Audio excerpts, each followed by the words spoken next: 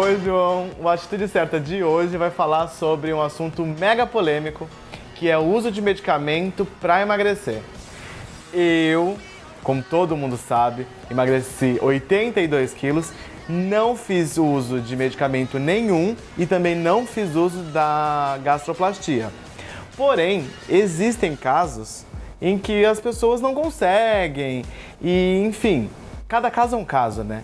Para falar disso, nós convidamos a nutróloga, a doutora Marcela Vores, para explicar um pouquinho melhor o uso desses medicamentos, quais são realmente as necessidades e quais são as outras alternativas. Tudo bem, Marcela? Tudo bom, Maicon? Um prazer estar aqui com vocês e falar um pouquinho sobre esse assunto. É um assunto mega polêmico, né? Sim, é um assunto polêmico, porque como você falou, assim, embora não tenha sido fácil para você, você conseguiu chegar ao seu objetivo final, que foi o emagrecimento. E assim, é difícil, você sabe o quanto é difícil emagrecer sem a ajuda de nenhuma droga, né? E hoje em dia no Brasil a gente tem essa dificuldade. Tinha, né? Porque nós tivemos aí a proibição dos medicamentos anti-obesidades. Só que assim, nós lutamos muito para o retorno desses medicamentos, porque por ser uma doença crônica, necessita do tratamento crônico, assim como hipertensão, como hipotireoidismo, hipertireoidismo, necessita de tratamento crônico. Por isso que nós, médicos, além dos ansiolíticos que agem a nível do sistema nervoso central e acabam aumentando a recaptação de serotonina, então assim, os pacientes acabam diminuindo um pouco a ansiedade, aumenta a saciedade e acabam comendo menos. Então, acaba agindo nessa questão, mas não que haja no centro da fome. E aí entra a questão da fitoterapia, que é uma medicação que nós também é um medicamento, né? Não é um medicamento sintético, mas é um medicamento que é um extrato seco da planta, né? Que nós temos hoje em dia mais de 55 mil plantas catalogadas. Então, junto com os ansiolíticos, nós também passamos a utilizar muito da fitoterapia para tratar as doenças crônicas. A fitoterapia, como a obesidade. ela acaba sendo também um tratamento relativamente polêmico, porque alguns médicos adoram, outros médicos não gostam, preferem os sintéticos, de fato. Assim, hoje em dia a Organização Mundial de Saúde, ela já reconhece a fitoterapia como tratamento e incentiva o uso da fitoterapia. Inclusive, hoje em dia, a Anvisa também, o Conselho Federal de Medicina, ele não reconhece como uma especialidade, mas assim,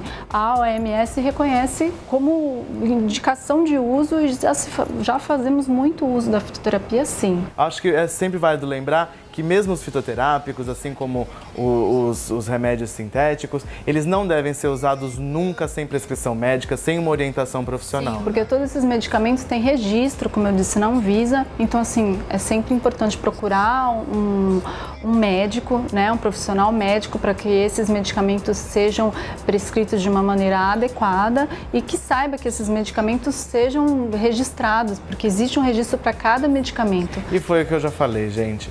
Procura um profissional, procura qual vai ser a linha que você vai seguir, mas com um profissional.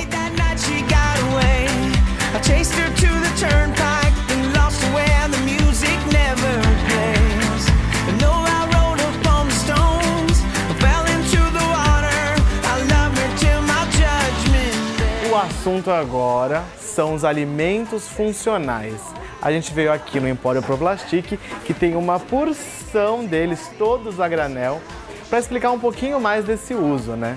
Muito se fala do uso da linhaça e da chia, e eu já cansei de ver gente que consome a linhaça e a chia sem triturar. Gente, linhaça e chia são riquíssimos em ômega 3, só que esse óleo, ele está sempre contido na casca, então é fundamental que antes de consumir a linhaça e a chia, ela seja triturada. Aqui, por exemplo, você consegue encontrar a farinha de linhaça e de chia, que podem ser misturadas, elas se completam, inclusive. Um outro alimento muito bacana é a aveia. A aveia, ela é riquíssima em triptofano, que é responsável pela produção de serotonina. que é um hormônio que nos ajuda a descansar, vai. É assim, mais ou menos isso. Colabora com o nosso sono. Então, alguns estudos já comprovaram que as crianças que consomem papinha de aveia, ou de manhã ou de noite, acabam sendo mais calmas. Um outro alimento, um outro grão muito comentado é a soja. A soja é um alimento muito indicado para mulheres na menopausa, porque ela estimula muito a produção de estrógeno.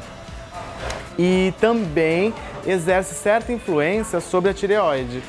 Ou seja, deve ser consumido com moderação. E, se possível, consultar um nutricionista ou endócrino para ver se o seu organismo está pedindo esse tipo de nutriente. Para finalizar nossas dicas de hoje aqui no Empório Pro Plastic, eu vou falar da farinha de banana verde. Muita gente hoje substitui o uso da farinha de trigo pelo uso da farinha de banana verde.